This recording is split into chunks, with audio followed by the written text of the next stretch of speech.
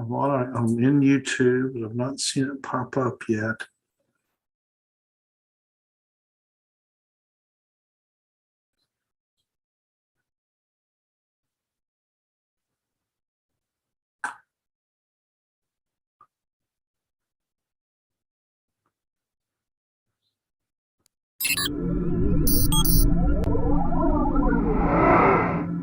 Yeah, I can hear it, but I don't see anything. Just cue me, and I'm just going to go because I'm not seeing it on YouTube popping up.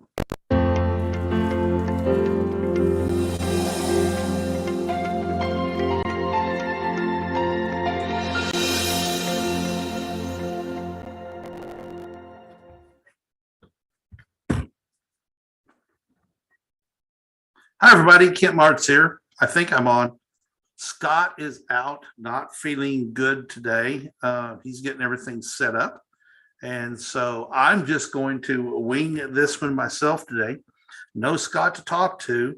And I am having trouble seeing the video on YouTube. Normally, I see it pop up as a live broadcast, but it's not. So let me search and see if I can find it here. On the Wing, episode 44. That's it. There we go. Now, I can mute that. All right. So, howdy, Mike Wiesner and Ken In. Thank you for the cue. I am, in fact, on. So, there we go. I'm seeing, I'm on the YouTube. I know Martin Eastburn, howdy from East Texas.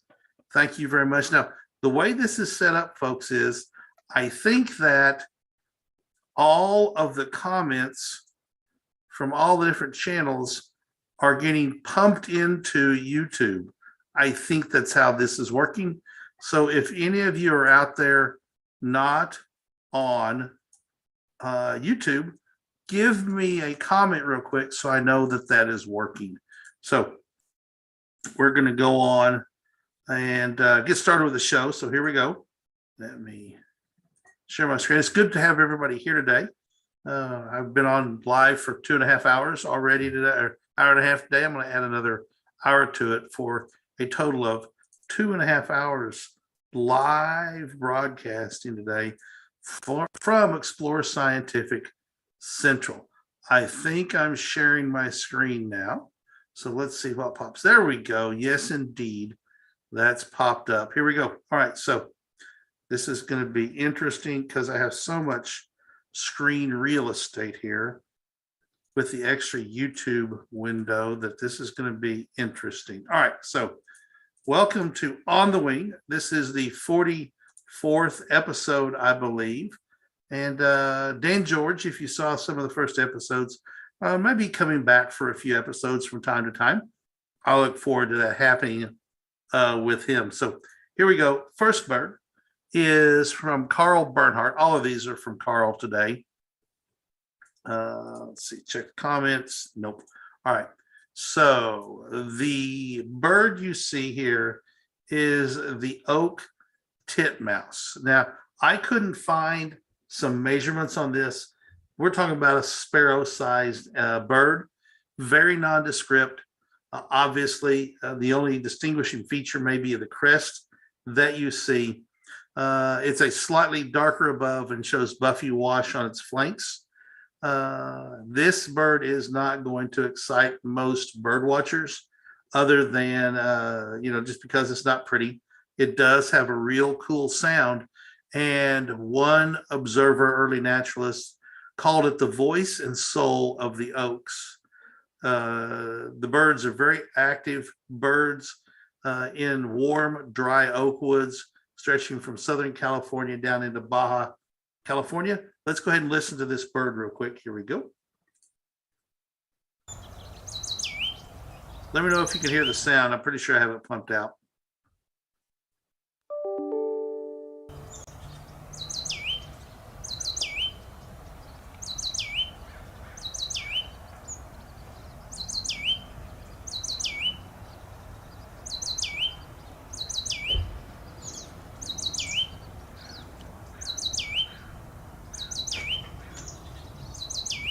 There you go. And looking at the screen I have, obviously that's not the map for the oak titmouse. That's from another bird. That's my bad. I feel like when you rush around and do stuff, sometimes you make silly mistakes, and that's one of them. So, as I said, they're dry slopes in California down into Baja California. Mated pairs, pair for life, and they will very noisily defend their territory year round. These birds were once considered to be a single species along with the juniper titmouse. They were called the plain, Plain titmouse. They have been reclassified into the oak titmouse and the juniper titmouse. One of their common vocalizations is a Peter, Peter, Peter song, which appears to be an equivalency to the song of the tufted titmouse. It's a pattern of high frequency notes followed by lower frequency notes, which is seen across the titmouse and the chickadee families. In pursuit of insects and plant materials, the oak titmouse forages at a rate of about 40 food catch attempts every 15 minutes, making it a very active bird.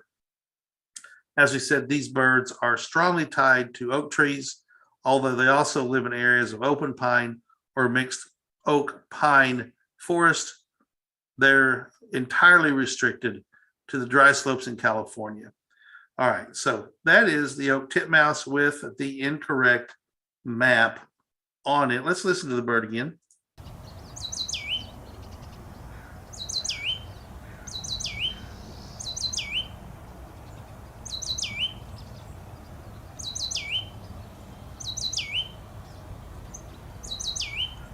Very pretty song right there. Okay, so we're going to move on to a very common bird, the Northern Mockingbird. And you can tell from the map, it's basically covers all of the United States, and oddly, doesn't get much up into Canada, which is really strange. Goes down into Mexico, down almost to the Yucatan.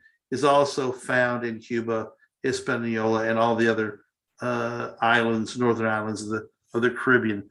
Carl Bernhardt took this picture, and he's told me we tend to ignore mockingbirds as they are so common and plain. However, their plumage in flight is beautiful. And we're going to look at a couple of pictures here. Look at that. Just beautiful plumage. Another picture of it landing on that same branch. All right, so these are big birds, 8 to 11 inches long. It's considered a medium-sized songbird. It's more slender than a typical thrush with a longer tail. They have a small head, a long, thin bill, and a hint of a downward curved beak, which you can see in this picture right here. And they have very long legs. The wings are short, rounded, and broad, making the tail seem particularly long in flight. Mockingbirds are overall gray-brown. I always consider them to be more of a gray bird, not so much brown, the ones I see. They have a paler breast and belly with 2 white wing bars on each wing. We can see those white wing bars unfolded here, which create those large white patch visible when they're in flight. As they're flapping their wings, they become large white flashes. Outer tail feathers are also flashy white and bright. The Northern Mockingbird enjoys making its presence known. It's a very vocal bird, usually sits conspicuously on high vegetation, fence eaves, telephone wires, or runs and hops along the ground. Found alone or in pairs throughout the year, mockingbirds aggressively chase off intruders in their territory. Look for mockingbirds in towns, suburbs, backyards, parks, forests, open lands at low elevations. I have had an encounter of a mockingbird when I was a kid. It had a nest in a tree that was in our yard, and I would, invariably go out and torment it into trying to attack me, and actually received a nice little peck and some close flutters a few times. And I have seen mockingbirds go to town on cats as they go through the yard making the cat's life miserable as they pluck hair out of the cat's back. All right, so let's see. Looking for some comments here. Looks like Scott's watching. He set the meeting up. He had a sore throat today and decided to bow out. He was not sounding good a while ago. Mike Weezer says we're sounding good. Paul Burgart, howdy. Yes, sound and video are fine. Harold Locke is joining in, giving a shout out to everybody. And Pekka is with us. Howdy, everyone, and happy holidays. Let me make my screen, see if I can make this work a little bit better. There we go. Howdy, everyone, and happy holidays. Kent will not take any, though I don't know if you have a red day in calendar today, as we have been up here in north, exactly in Stockholm, Sweden. I'm not sure what a red day is. We have a national holiday on Monday. It's Memorial Day. Kicks off summer. It's typically the day where I grew up calling it Decoration Day, and mom and dad would take us around to cemeteries all over and decorate the graves with flowers. That seems to be a dying tradition, and I've actually been thinking about, how to start doing that again. And it gets to be a whole lot of graves. Luckily, I remember where they are in some pretty remote cemeteries. Martin Eastburn, some drive us crazy to singing at night and having several dozen songs. He's talking about the Mockingbird. Mike Wiesner said he visited this is Scott talking. Mike Wiesner visited the Biosphere 2 recently to check out the facilities for the Arizona Dark Sky Star Party. It's all looking good. We will be having some birding events at the Arizona Dark Sky Star Party. It's going to be in September 21 through 25 at Oracle State Park, about an hour north of Tucson at Oracle, Arizona. September is a migration period for that area, so there will be a lot of birds migrating through. So it's going to be a bird watching event as well. So it's going to be a good time. And if you haven't registered, the price it's $149 plus room and board. You can stay at the Biosphere 2 for the event for, I think it's $512. We don't have that page up yet, but that's what it's going to be, which is $120 a night for a hotel room. There are no hotels in Oracle. However, there are plenty of bed and breakfast and Airbnbs as such. Scott points out Swedes call their public holidays red days, Röda dagar, because these days are printed in red on Swedish calendars. There we go. So anyway, let's get back to some birds and catch up on the comments here in a minute. We're moving along pretty good. Without Scott to talk to, it gets and discuss how things, I can move along pretty quick. So anyway, here we go. This is another photo by Carl Bernhardt. He had it identified through a couple of different identification methods as either a Foster's tern or a lesser tern, common tern. And we'll give you some comments here. Well, I'll do it in a minute. I dug in a little bit and I identify this as a Foster's tern because they look very, very similar. However, they are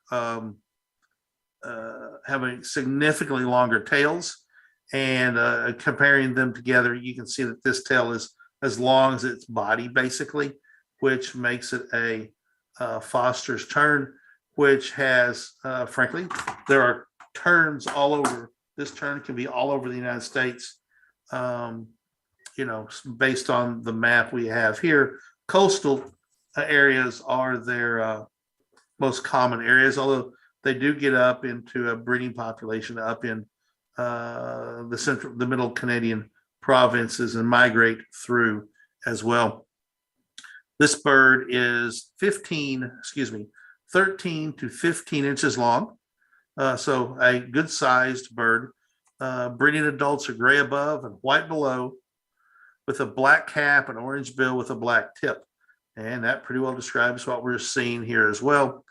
Wingtips are silvery gray, and the legs are orange. You can't really see the orange in these pictures, but the legs are right here at the base of the tail.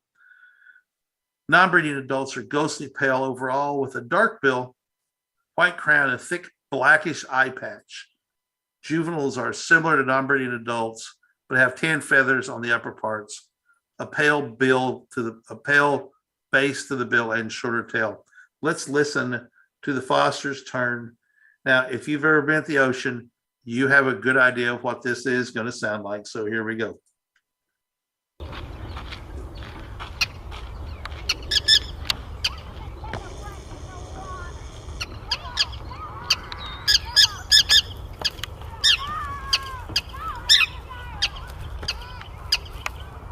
Sounds about like what you'd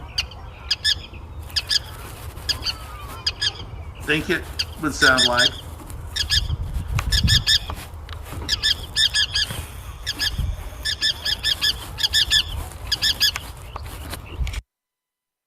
And there we go. There we go. Sounds like what you think it sounds like. And in the description, they talk about the medium-sized tern, often confused with the common tern. But as I was able to identify before I read this, Foster's terns have a longer tail and in non-breeding plumage, a black eye patch. I was looking in the North American Field Guide or the National Geographic Field Guide to North American birds. If you don't have one of these, it's a great resource. And looking at the two, I was studying them, and the description clearly points that out. So another way to determine is by where they breed. Obviously, we can't look at them because we're not here. Common terns breed on outer beaches and barrier islands, while Fosters nest farther inland on the edges of freshwater marshes and salt marshes. And it is the only medium-sized tern species found in the United States mainland during the wintertime. So Norm tells me he was hoping to capture an image of an elegant tern, which had reportedly returned to the Bolsa Chica Wildlife Preserve, where he took these at.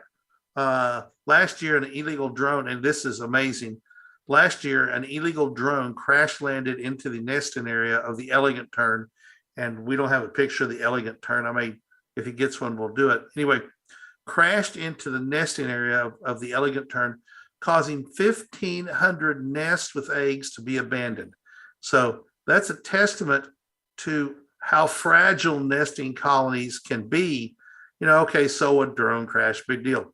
The birds abandoned the nest, and it did cause excitement this year when the birds returned to the nesting area. Maybe next trip will be the right time and place to capture an image, although they don't look that much different from the common or Foster's varieties, which is true. I was looking at the terns last week when I was identifying these birds, and they're all very, very, very similar looking birds. So these birds, the Foster's tern, forages by flying slowly over the water to scan for fish and then diving to capture prey in the bill.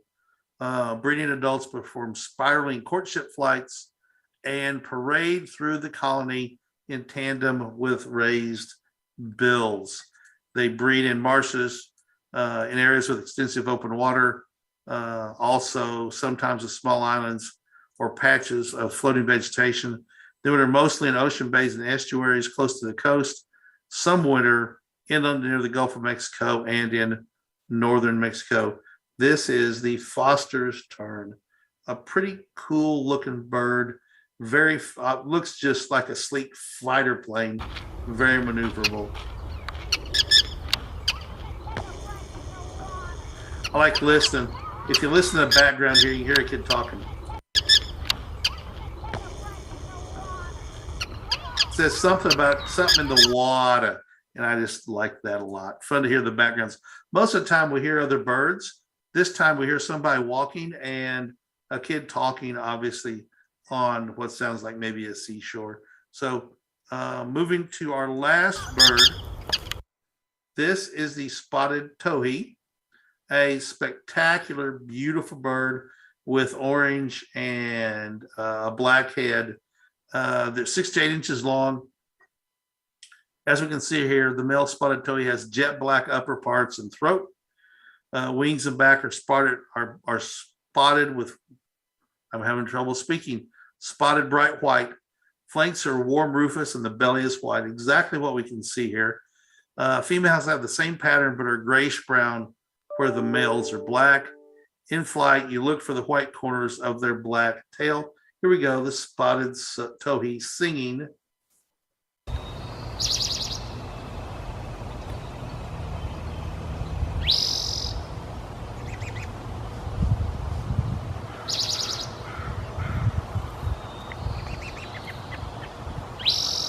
There was a robin, white-throated sparrow,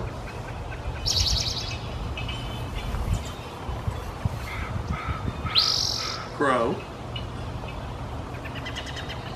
robin,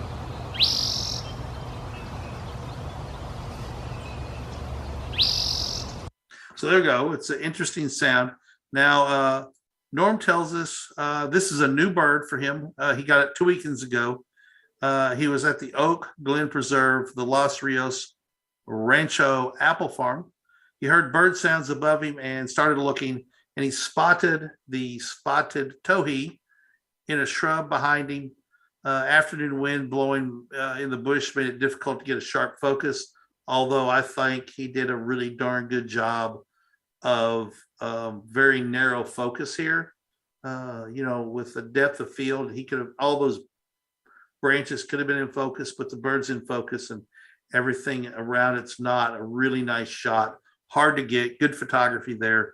Carl, he notes, and we said this before, Oak Glen is a small apple orchard area in the foothills of the transverse range of Southern California between Los Angeles and Palm Springs. Now, realize that Norm is a geologist by training and by trade. So he gives us a little bit of knowledge here. The transverse range is named for their east-west orientation, making them transverse, in other words, perpendicular to the general northwest-southeast orientation of most of California's coastal mountain ranges. Most of the range is in the chaparral woods and woodlands ecosystem. The spotted towhee hops around beneath these dense tangles of brush and shrub, scratching the leaf litter, looking for insects and fruits, and they regularly use their quick buzzy song. They are long distance flyers, but more often make short, slow flights between patches of cover. If you watch the spotted towhee feed, it uses the 2-footed backward scratching hop called double scratching. It's used by a number of towhees and sparrow species to uncover seeds and small invertebrates that they feed on. One spotted towhee with an unusable injured foot was observed hopping and scratching with only 1 foot. Towhees, male towhees in breeding season, sing almost continuously trying to attract a mate. They have been documented spending 70 to 90% of their mornings singing. Almost as soon as they attract a mate, their attention shifts to other things, and they spend only about 5% of their time singing once the mate has been attracted. Now, looking at the map, Scott, we are, as Dan George will tell us, birds don't mind the maps that that we use. So they literally approach the northwest corner of Arkansas, go up into Kansas. So this would be a bird that we could see potentially in the winter range. So interesting that this bird has a good possibility of being seen here as well as California. Norm gets a lot of shorebirds that we don't see. So let's catch up on the conversations. Becca says Scott is correct. These red days are seen as Sundays. Harold Locke says great shot on the Foster's turn. Pekka says the holidays all over transportation timetable, the red flag, stores, public facilities, and so on. Postal government offices are closed here. And Congress will take a long vacation and avoid doing anything, he says. And then Paul Burgart chimes in, does Congress ever do anything useful? Everybody laughed. Let's see. Sorry, guys, but I see USA as a father of space exploration. We would not have reached out as far as we have today without the U.S. government and their budget for NASA. That's absolutely true, Pekka. It's easy for us to lose sight of what we have sometimes. Let's see. Pekka says you have all kinds of colorful birds in the U.S. Here we have grays, more grays, and then black and white ones. I don't know, the Eurasian, the Eurasian blue tit's a pretty colorful bird there, Pekka, and you've gotten some pictures as well. And Pekka notes that they also in Sweden have some brown birds blended in. Harold Locke notes that he follows Mike Wiesner's battles with the FCC. So I'm going to explain that a little bit. The Federal Communications Commission sort of allots who gets to broadcast into what areas. And because of where Mike lives, the TV station out of Phoenix, which is farther away, provides their weather coverage as opposed to the stations in Tucson. And he would much rather get his news and weather from Tucson, but he can't. And Phoenix doesn't cover them. So there's all kinds of storms that come through that don't get noticed by the Phoenix, but really would serve the benefits of the people who live in the Tucson area. Mike, I hope I did that correctly for you. So Jim Norwood, I'm going to have one of my favorite birds for dinner this evening, the rare Tyson chicken. How are you going to cook it there, Jim? Is it going to be fricasseed maybe, or how? So for those of you who maybe overseas and don't know, Tyson chicken is the largest protein provider on earth. And actually, where I'm sitting is about 4 miles maybe from their home office. And so, they're a big part of the economy here. And yes, they do produce some tasty chicken for sure. So once again, would love for people to send in your bird pictures, or for you to start taking bird pictures and send them in. Don't be shy about it. I'm going to take a couple of pictures I shot over the weekend when we were down in Fort Worth, Texas, for a photo shop that had an event down there. And I got a picture, not a good picture, just taken with my iPhone, of a dove of some sort and the boat, actually the great-tailed grackle. Tyler was like, man, those birds are noisy. I thought I had a white-winged dove, and in a tree when we had stopped at a Sam's Club to pick up some beef jerky. We had stopped, and coming out, I saw this dove, and I stopped and was going to try and get a picture of it. I'm almost positive it was a white-winged dove. The light wasn't great, but I missed it. The bird flew off, or otherwise I would document my first white-winged dove. Because of this show, I'm seeing many more birds. I'm trying to be aware of those birds. Let's see. Mike Wiesner, thanks, Ken. It's a big deal here. No emergency coverage for the local area on the Phoenix TV stations. Tucson stations do cover local emergencies, but Congress doesn't want us to know. Some weird regulation that he's been campaigning for years. And I've sometimes seen him blue in the face, but he's happy being blue in the face because that means he's still trying. And one day he may get there. There's a small city in the U.S. that has thousands of wild chickens running around the streets. A couple of chickens were thrown down with a tornado a few years ago, and they got populated. Yep, that happens. There will be most of the chickens around that the breeders, the big producers use, are birds that won't really survive well outside by themselves. They're not really a wild bird species. However, there is a company around here that produces pasture raised chickens, and they have strong legs and they're big.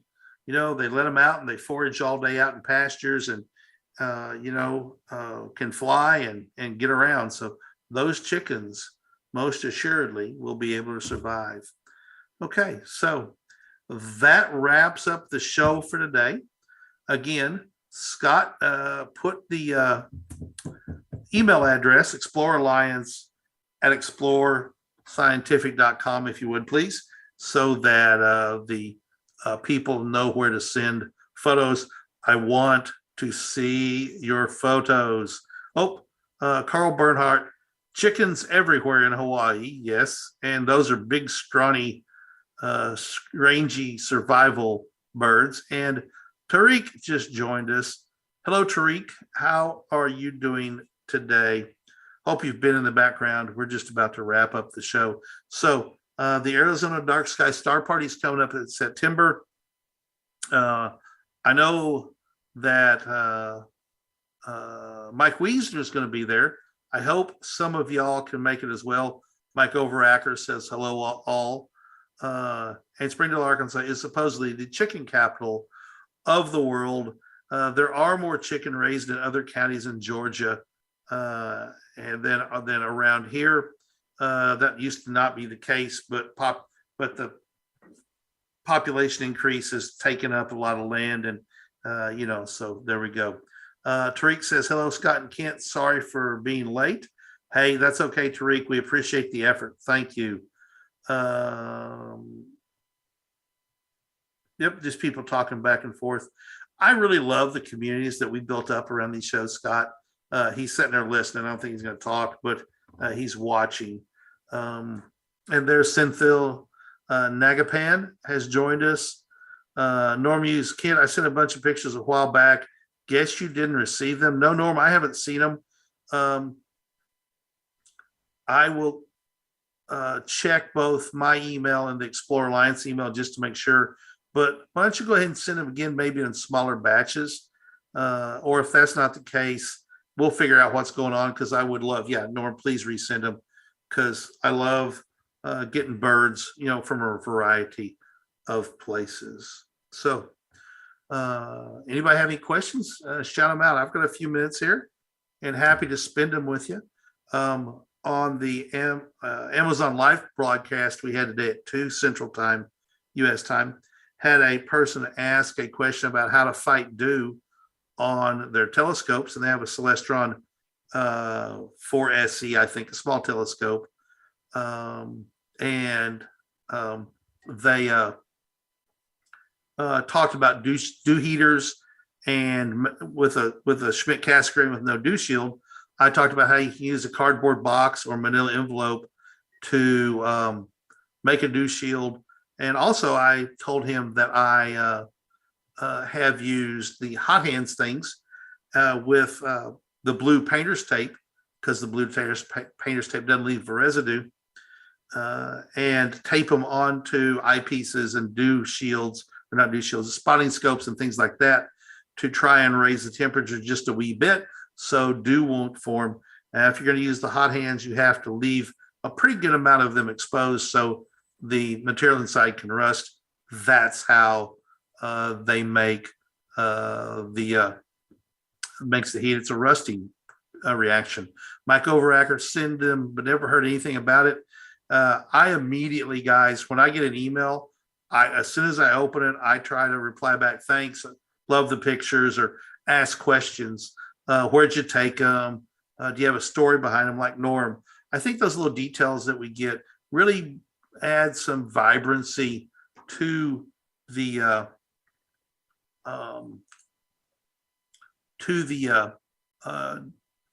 discussion about the birds. It really gives you a good feeling about how it was taken and things like that.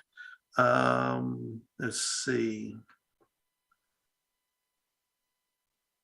Pekka just wanted to let everybody know that Finland is further to semifinal in hockey world championship tournament. Finland will meet USA in the semifinals. You know, hockey's not a big sport in the United States until something like now, and then people sort of get on board. That's pretty cool. Let's see.